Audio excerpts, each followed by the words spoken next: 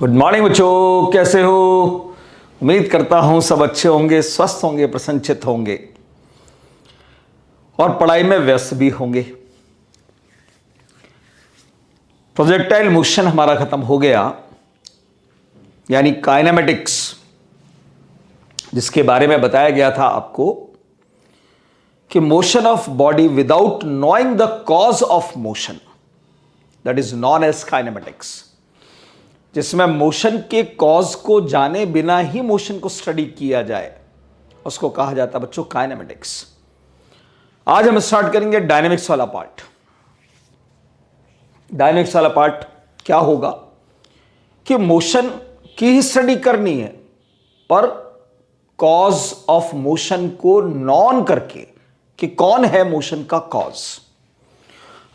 चलिए बच्चों, तो सबसे पहले हम डायनेमिक्स पढ़ेंगे, मोशन की। डायनेमिक्स ऑफ पार्टिकल कह लीजिए, या हम यहां पर कह सकते हैं डायनेमिक्स ऑफ पार्टिकल को, जिसके अंदर हमें दो चीजें पढ़नी है बच्चों। एक पढ़ना है न्यूटन लॉज ऑफ मोशन और दूसरा पढ़ना है इसके अंदर फ्रिक्शन। ये डायनेमिक्स का बेसिक पार्ट है बच्चों, Newton laws of motion of friction. क्योंकि ये अगर आपको आता है तो आगे फिर अपने पास जो भी यूनिट आएगी, वर्क, पावर, एनर्जी, वो मिक्स एक तरीके से Newton laws of motion, friction और अदर काइनेमेटिक्स, इन सबका मिला जुला पार्ट उसके अंदर सवालों को देखने का मिलेगा आपको। चलिए बच्चों, तो सबसे पहले देखेंगे हम न्यूटन लॉज ऑफ मोशन। जैसा कि नाम से आपको पता है, मोशन से रिलेटेड लॉज दिए न्यूटन ने। पर उनसे पहले बच्चों एक साइंटिस्ट था जिसका नाम था एरिस्टोटल, अरस्तु जिसको आप कहते हो ना।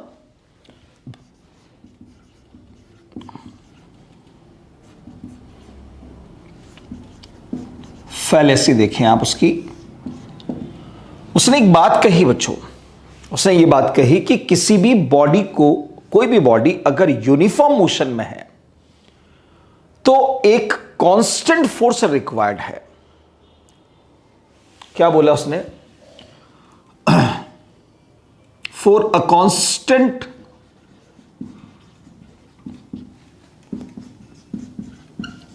वेलोसिटी ऑफ अ बॉडी,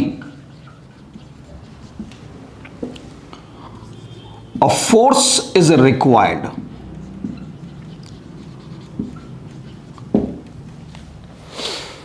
किसी भी बॉडी की कांस्टेंट वेलोसिटी को रखने के लिए एक फोर्स रिक्वायर्ड है, ऐसा अरस्तु साहब ने कहा बच्चों। पर यह बात आगे चलकर न्यूटन साहब ने बिल्कुल गलत सिद्ध कर दी। उन्होंने कहा भाई कि वेलोसिटी को कांस्टेंट रखने के लिए किसी फोर्स की हमें आवश्यकता ही नहीं है। कोई फोर्स अगर लगेगा तो बल्कि वेलोसिटी के अंदर चेंजेस लेकर आ जाएगा। वो कोई फोर्स अगर आप लगाओगे तो हो सकता है वेलोसिटी का मैग्नीट्यूड चेंज कर दे, हो सकता है वेलोसिटी की डायरेक्शन चेंज कर दे। तो किसी फोर्स की हमें कोई रिक्वायरमेंट नहीं है, ऐसा अरस्तु साहब ने कहा था बच्चों। पर उसको गलत किया फिर न्यूटन साहब ने। तो चलिए देखते हैं न्यूटन के अब लॉज क्या है। तो सबसे पहले न्यूटन लॉज ऑफ मोशन के अंदर फर्स्ट लॉ ऑफ मोशन की मैं बात कर दूं, Newton's first law of motion, which is also known as law of inertia। ठीक है, फर्स्ट लॉ ऑफ मोशन को लॉ ऑफ इनर्शिया के नाम से भी जाना जाता है। देखिए इधर, first law of motion,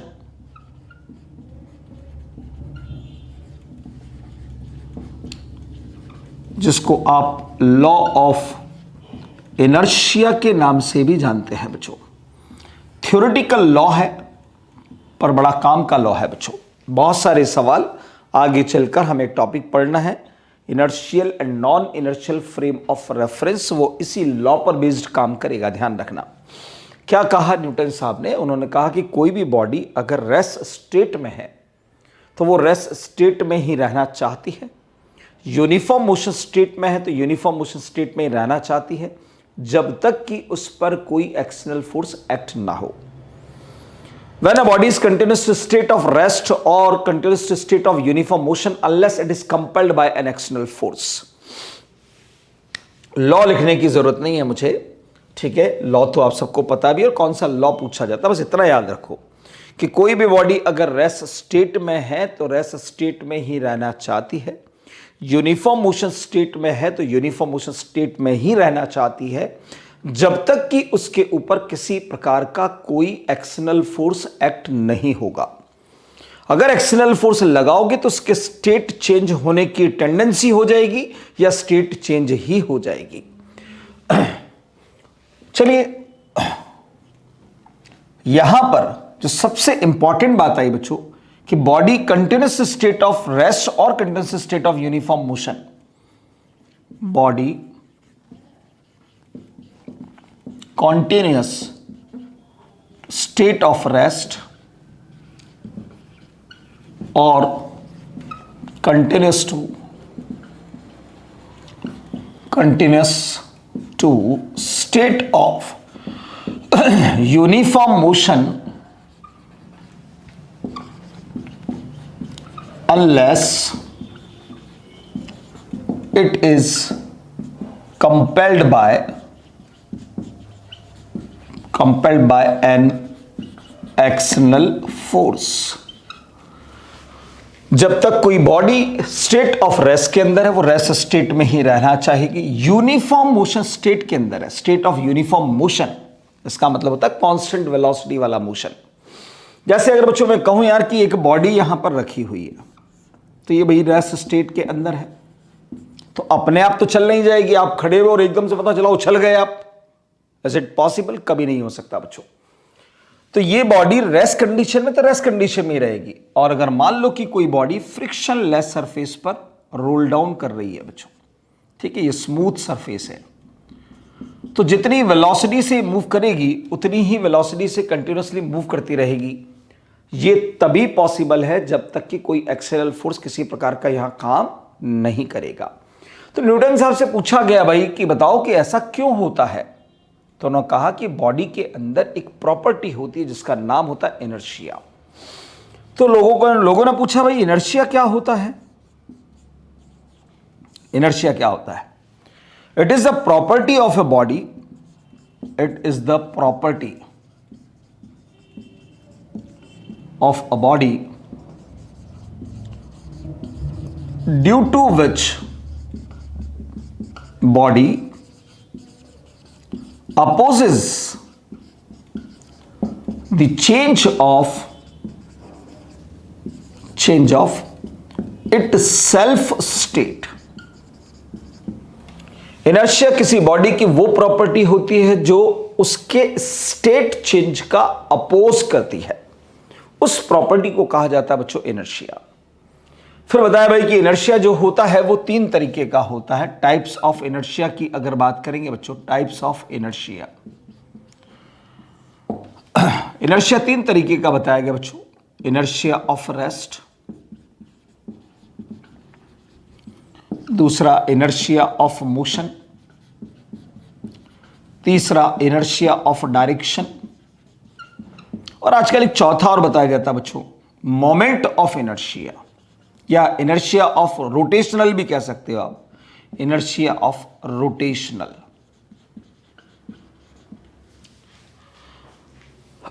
generally books में आपको 3 ही मिलेगा, inertia of rest, inertia of motion, inertia of direction. अब क्या होता है भाई इनर्शिया ऑफ रेस्ट? तो आपको ये जो डेफिनेशन नजर आ रही है ना, बस इसकी जगह पर change of its self state की जगह पर यहां पर आपको रेस्ट स्टेट कर दोगे, इटसेल्फ की जगह पर रेस्ट कर दो तो इनर्शिया ऑफ रेस्ट की डेफिनेशन बन जाएगी, या इटसेल्फ की जगह पर मोशन कर दो तो इनर्शिया ऑफ मोशन बन जाएगा, या डायरेक्शन स्टेट कर दो तो इनर्शिया ऑफ डायरेक्शन की डेफिनेशन बन जाएगी।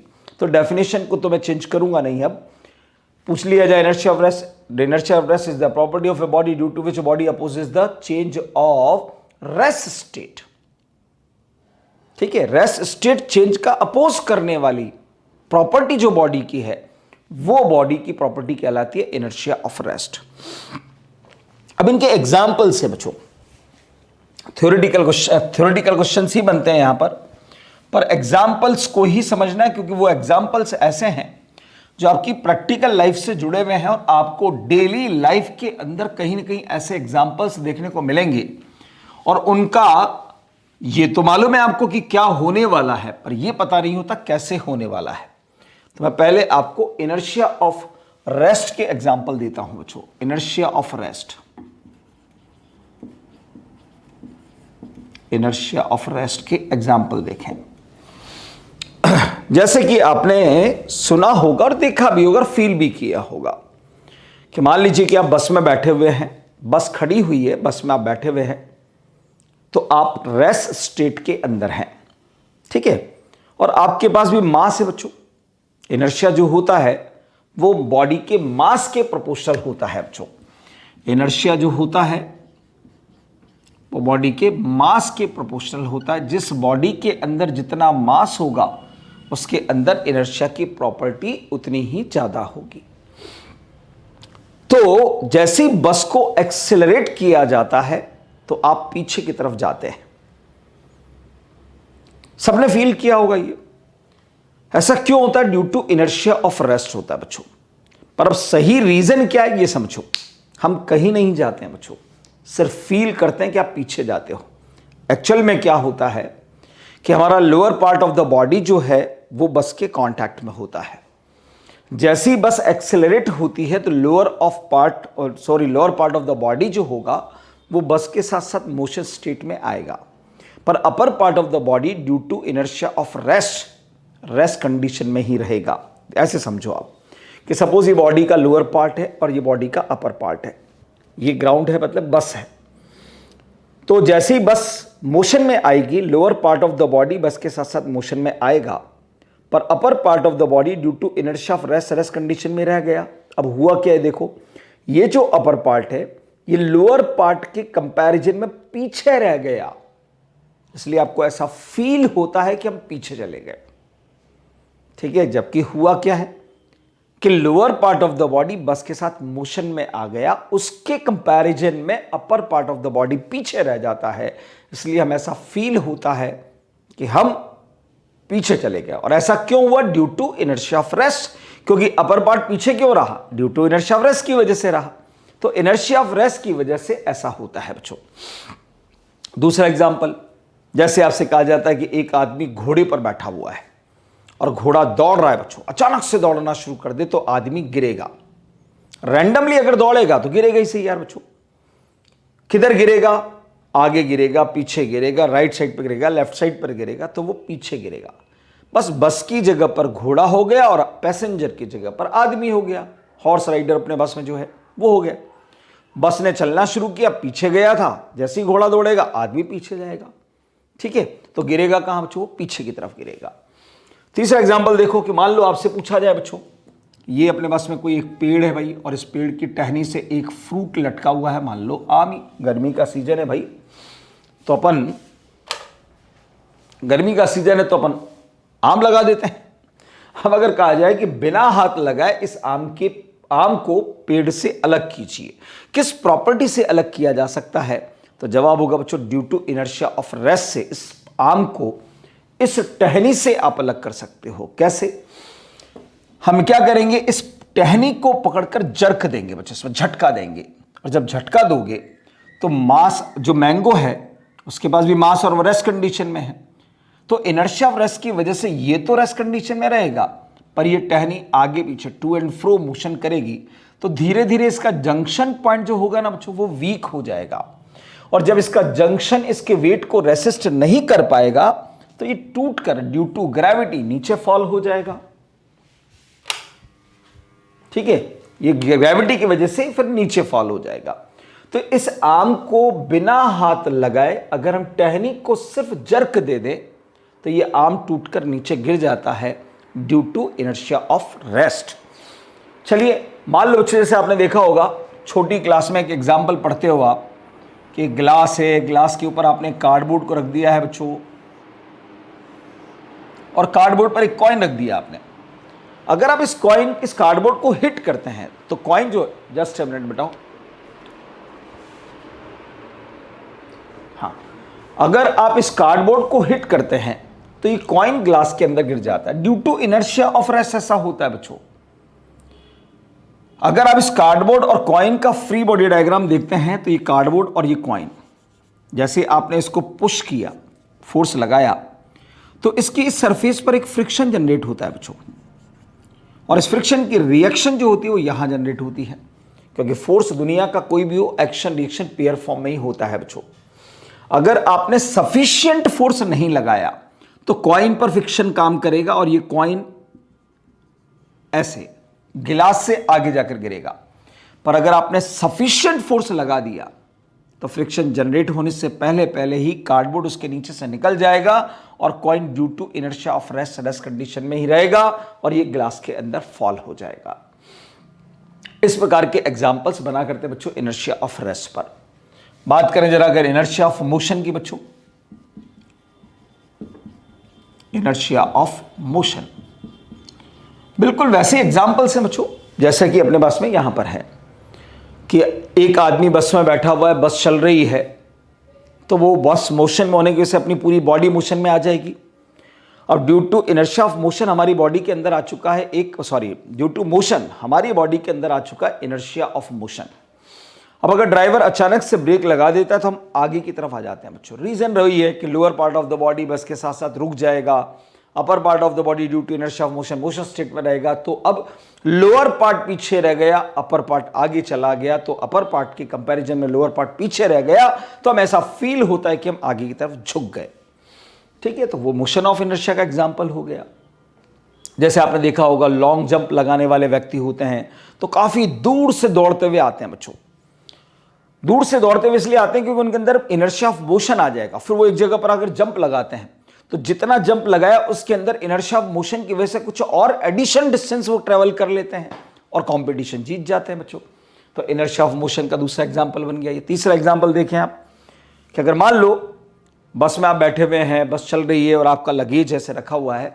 आपने भी कई बार फील करा होगा कि जैसे ड्राइवर ने ब्रेक लगाया तो अटैची खिसक कर आगे चली जाती है, ब्रीफकेस आपका आगे चला गया, और अगर उसने अचानक से एक्सेलेरेट कर दिया तो ब्रीफकेस पीछे हो जाता है। कार में भी होता है अपने साथ यार, कई बार अपन सीट पर सामान रखते हैं, बोतल रखी हुई पानी की, अचानक से आपको ब्रेक लगा, पता चला बोतल जो है वो खिसक कर नीचे आ गिरती है। होता है ऐसा due to inertia of motion, ऐसा होता है बच्चों।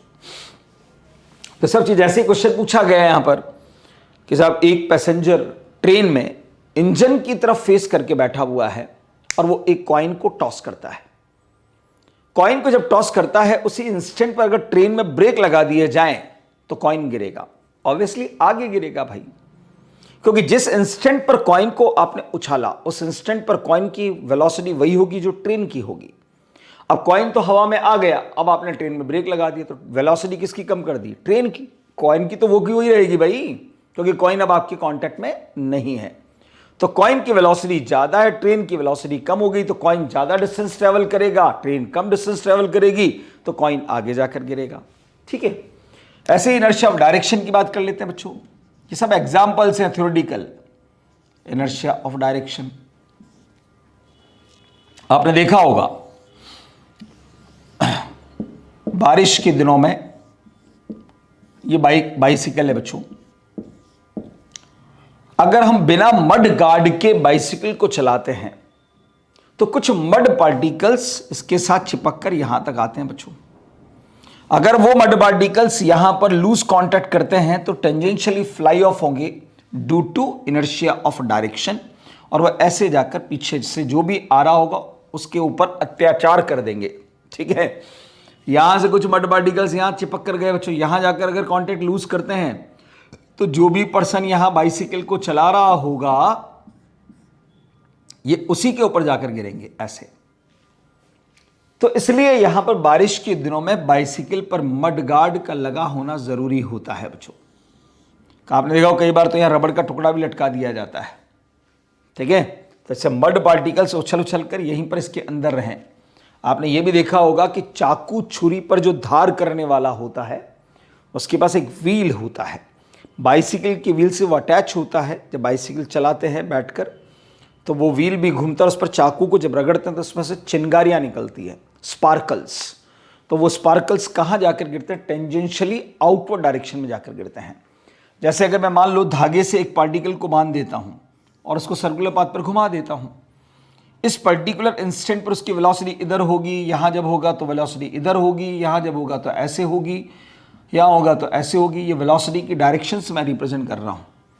अब जहां भी पार्टिकल से कनेक्टेड स्ट्रिंग टूट जाए, मान लो यहां टूट गई, तो पार्टिकल कहां जाएगा? वर्टिकली अपवर्ड, क्योंकि direction of velocity always represent direction of motion. तो जिधर वेलोसिटी की डायरेक्शन होगी उस डायरेक्शन की वजह से उसके अंदर आता है इनर्शिया ऑफ डायरेक्शन, और वो उसी डायरेक्शन के अंदर मूव करेगा, क्योंकि ऐसा होगा जब तक कोई फोर्स नहीं लगेगा बच्चों। तो ये बेस्ट एग्जांपल्स हैं इसके इनर्शिया ऑफ मोशन के, इनर्शिया ऑफ डायरेक्शन के, इनर्शिया ऑफ रेस्ट के बच्चों। तो फर्स्ट लॉ ऑफ मोशन केवल और केवल इस बात को बताता है कि साहब ये लॉ ऑफ इनर्शिया के नाम से जाना जाता है, और फोर्स की प्रेजेंस है या नहीं इस बात को डिफाइन कर देता है बच्चों। चलिए भाई बात करेंगे अब जरा सबसे इंपॉर्टेंट लॉ हमारा, सेकंड लॉ ऑफ मोशन। सबसे इंपॉर्टेंट लॉ यही है बच्चों, सेकंड लॉ ऑफ मोशन, जिसको आप लॉ ऑफ फोर्स के नाम से भी जानते हो। लॉ ऑफ फोर्स क्या है? Rate of change of linear momentum of the system oblique body भी लिख सकते हो आप, is always directly proportional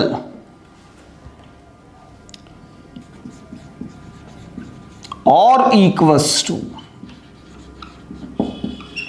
external force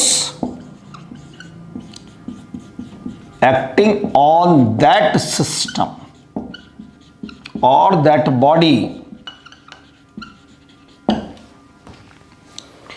यानी कि एफ एक्सटर्नल वेक्टर जो होगा बच्चों वो प्रोपोर्शनल होगा delta P upon delta T के।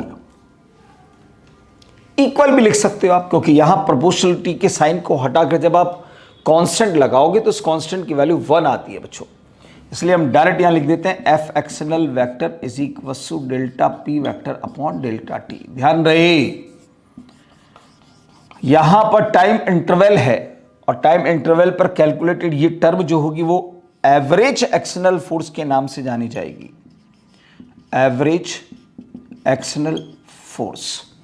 पर हां अगर यहां पर टाइम ड्यूरेशन को टेंस टू 0 किया जाएगा बच्चों, तो वही एक्सटर्नल फोर्स इंस्टेंटेनियस फोर्स बन जाएगा डीपी वेक्टर अपॉन डीटी के बराबर।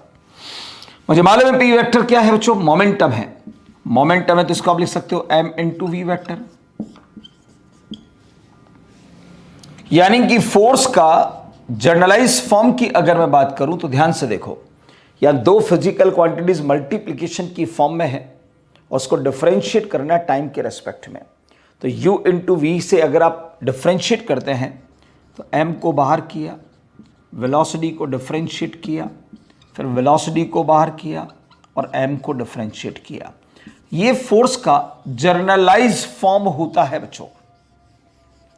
अब इसके दो केसेस बन जाते हैं बच्चों, दो केसेस पर बेस्ड ही हमारे न्यूमेरिकल्स भी बनते हैं। चलिए केसेस की बात कर लेते हैं जरा यहां पर।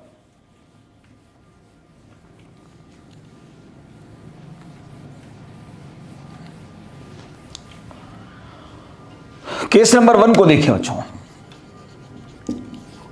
अगर मैं आपसे ये कहूं कि if mass m is constant, अगर मास को कांस्टेंट करोगे तो आपको पता है कि मास कांस्टेंट अगर है तो कांस्टेंट को डिफरेंशिएट करते हैं तो हमेशा 0 आता है बच्चों। तो इस फोर्स की जनरलाइज फॉर्म के अंदर dm/dt वाली टर्म अगर 0 हो जाएगी तो आपको एफ एक्सटर्नल जो मिलता है बच्चों वो आपको मिलेगा m into D V vector upon D T के बराबर। और आपको यह भी मालूम है कि इसी को मैं लिख सकता हूं m into delta we vector upon delta T. अलग अलग फॉर्म है, ध्यान रखना फोर्स की।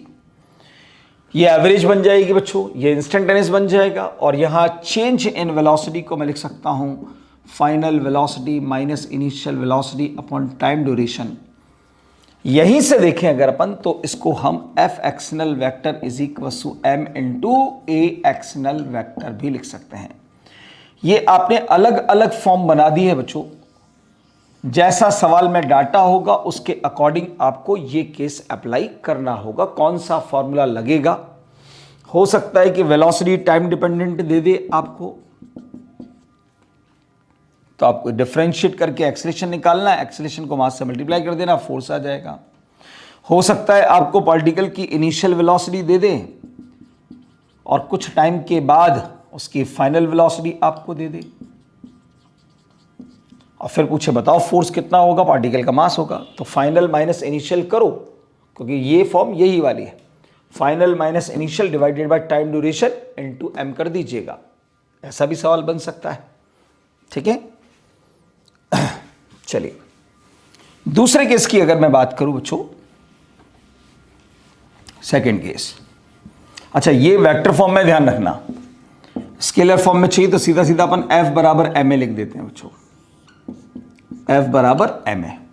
यही फोर्स का फॉर्म अपने पास में जनरली हम काम में लेते हैं। केस नंबर सेकंड की बात करें बच्चों कि अगर अब मैंने वेलोसिटी v को कांस्टेंट कर दिया है तो फिर dv वेक्टर अपॉन dt जो होगा बच्चों वो 0 हो जाएगा और फोर्स की फॉर्म जो आपको मिलेगी वो मिलेगी v dm अपॉन dt के बराबर। ये जनरली फॉर्मूला हम काम में लेते हैं बच्चों 3 जगह पर, रॉकेट प्रोपल्शन के सवालों में,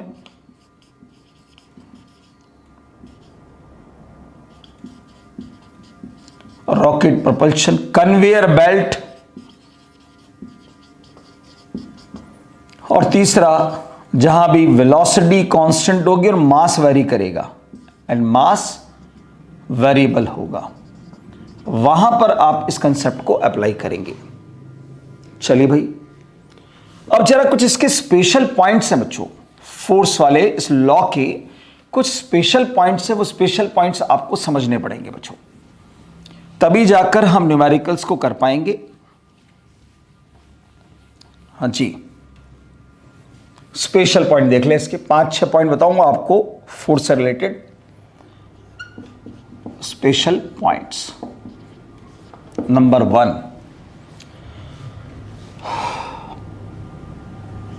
second law of motion.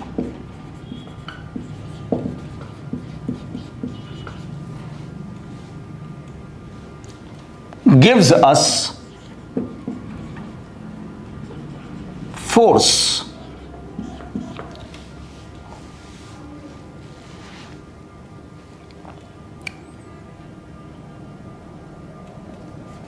F equals to ma से देगा बच्चों,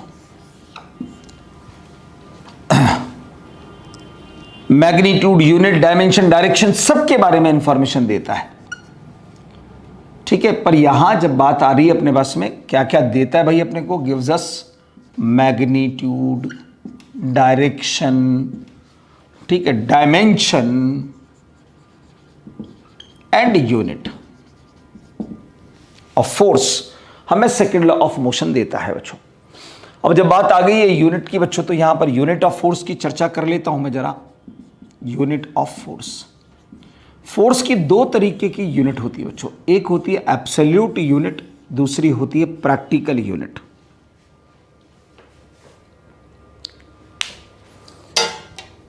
हाँ जी, फोर्स की एक यूनिट होती है बच्चों एब्सोल्यूट यूनिट। हो पेन ही खराब हो गया है।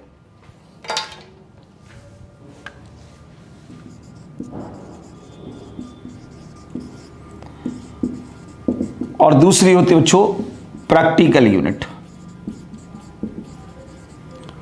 और उसी प्रैक्टिकल यूनिट को हम ग्रेविटेशनल यूनिट के नाम से भी जानते हैं।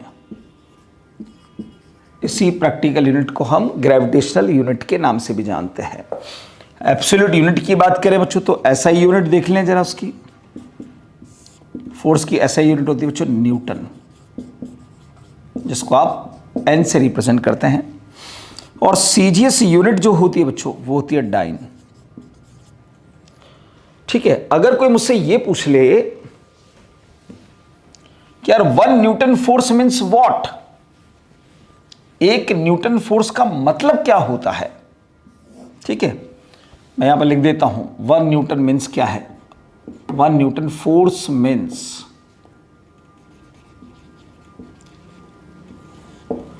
when a body of mass 1 kg moves with an acceleration 1 meter per second square, it means 1 Newton force acting on that body, acting on that body। यदि 1 kg की बॉडी 1 मीटर पर second square के acceleration से move करती है तो इसका मतलब है उस बॉडी पर 1 न्यूटन का फोर्स लग रहा है। यानी F = ma से देखें आप बच्चों, समझिएगा ध्यान से, अभी ग्रेविटेशनल यूनिट बताऊंगा पर पहले ये कंसेप्ट को समझ लें आप ध्यान से। 1 kg की बॉडी है, 1 मीटर पर सेकंड स्क्वायर के एक्सेलरेशन से काम कर रही है, तो F = ma से देखोगे अगर आप तो बॉडी का मास 1 kg, ये 1 मीटर पर सेकंड स्क्वायर, तो यहां पर मिलेगा 1 kg मीटर पर सेकंड स्क्वायर। और kg मीटर पर सेकंड स्क्वायर को ही न्यूटन कहा जाता है बच्चों, तो इसको हम लिखेंगे 1 न्यूटन। यानी कि 1 kg मीटर पर सेकंड स्क्वायर बराबर होता है 1 न्यूटन। ये तो बात हुई बच्चों 1 न्यूटन की। पर अगर मान लो कि मास की जगह पर आप ये कह दो कि 1 ग्राम की बॉडी 1 सेंटीमीटर पर सेकंड स्क्वायर के एक्सेलरेशन से मूव करती है, तो इसका मतलब है उस बॉडी पर 1 डाइन फोर्स काम कर रहा है। 1 ग्राम की बॉडी 1 सेंटीमीटर पर सेकंड स्क्वायर के एक्सेलरेशन से जब मूव करेगी तो बॉडी का मास है बच्चों 1 ग्राम, एक्सेलरेशन है 1 सेंटीमीटर पर सेकंड स्क्वायर, तो 1 ग्राम सेंटीमीटर पर सेकंड स्क्वायर बनेगा और इसी को कहा जाता है बच्चों 1 डाइन। यानी कि 1 ग्राम सेंटीमीटर पर सेकंड स्क्वायर को आप 1 डाइन लिख सकते हो, ये ध्यान रखना है। अब न्यूटन और डाइन में भी रिलेशन होता है बच्चों, तो 1 न्यूटन इक्वल्स होता है 10⁵ डाइन के बराबर। ठीक है, ये तो बात हुई absolute unit system of force की बच्चों। अब बात कर लेते हैं जरा ग्रेविटेशनल यूनिट की बात कर लेते हैं।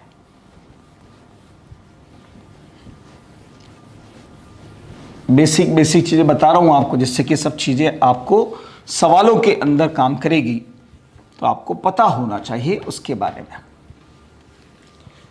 हाँ जी, दूसरी यूनिट थी बच्चों ग्रेविटेशनल यूनिट। ग्रेविटेशनल यूनिट जिसको आप प्रैक्टिकल यूनिट भी कहते हैं। ग्रेविटेशनल में ऐसा यूनिट जो होती है बच्चों वो होती है केजी वेट। इसको आप केजी फोर्स भी लिख देते हो, क्योंकि वेट एक फोर्स होता है बच्चों, तो केजी फोर्स भी लिख देते हैं। हाँ, अगर कोई पूछ ले आपसे कि यार 1 kg weight force means what, तो when body of mass 1 kg moves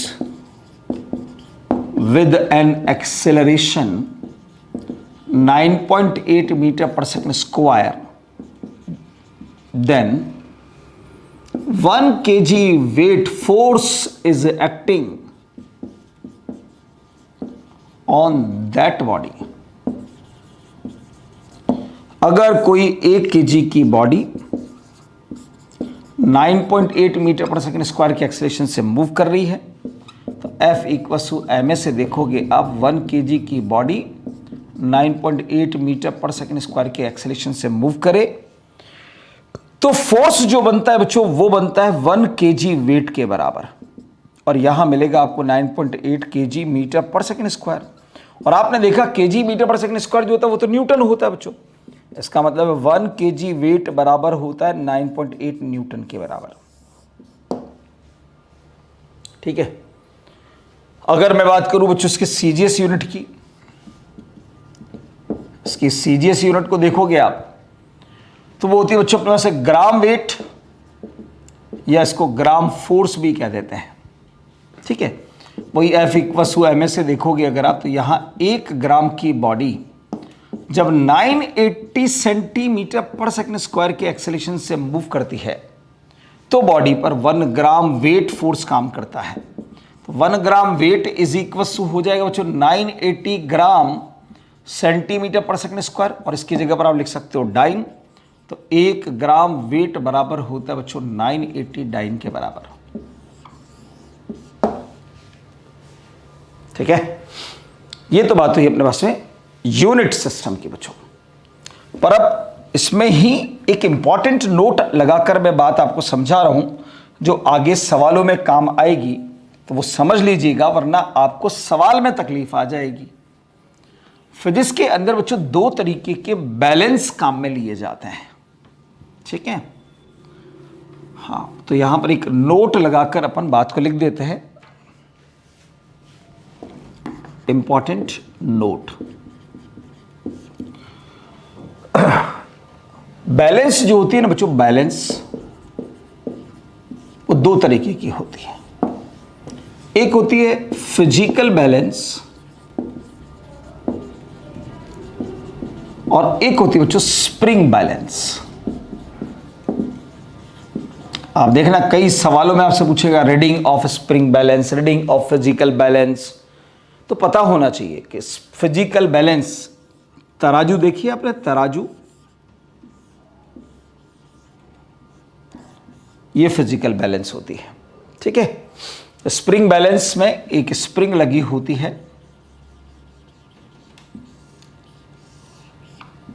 यहां हुक होता है या स्केल बना होता है, ये स्प्रिंग बैलेंस होती है। फिजिकल बैलेंस जो होती है बच्चों, ऑलवेज मेजर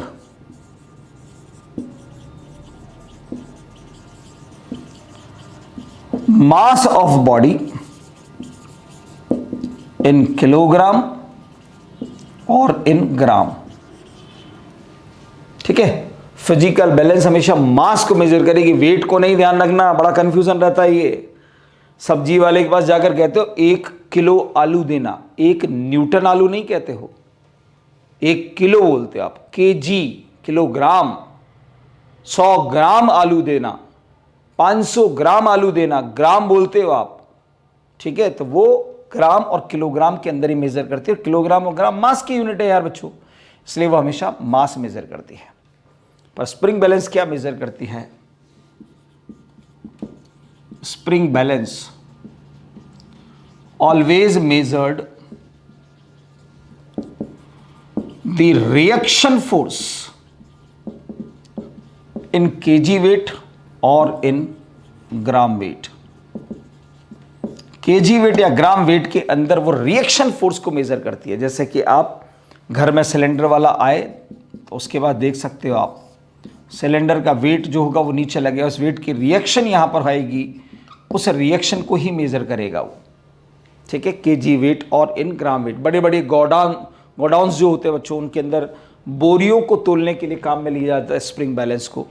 तो इस तरीके से ये मैंने पहला पॉइंट अभी आपको बताया, क्योंकि आगे चलकर पूछा जाएगा रीडिंग ऑफ स्प्रिंग बैलेंस। तो ध्यान रखना, स्प्रिंग बैलेंस हमेशा रिएक्शन फोर्स को मेजर करेगा केजी वेट और ग्राम वेट के अंदर। तो आपको आंसर अगर न्यूटन या डाइन के अंदर मिलेगा तो आपको कन्वर्ट करना पड़ेगा उसको, और कन्वर्जन फैक्टर आपको पता होना चाहिए कि 1 केजी वेट इज इक्वल, वो भी बताया था मैंने, 9.8 न्यूटन होता है बच्चों। यानी अगर न्यूटन को केजी वेट बनाना हो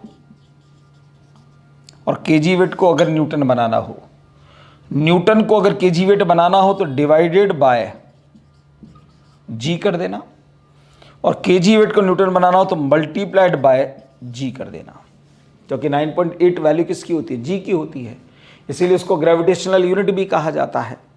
ठीक है, बाकी के जो पॉइंट हैं वो सब न्यूमेरिकल वाले पॉइंट है, वो अगली क्लास के अंदर हम पढ़ेंगे। तब तक आप पढ़ते रहिए, मुस्कुराते रहिए। Thank you so much, all the best.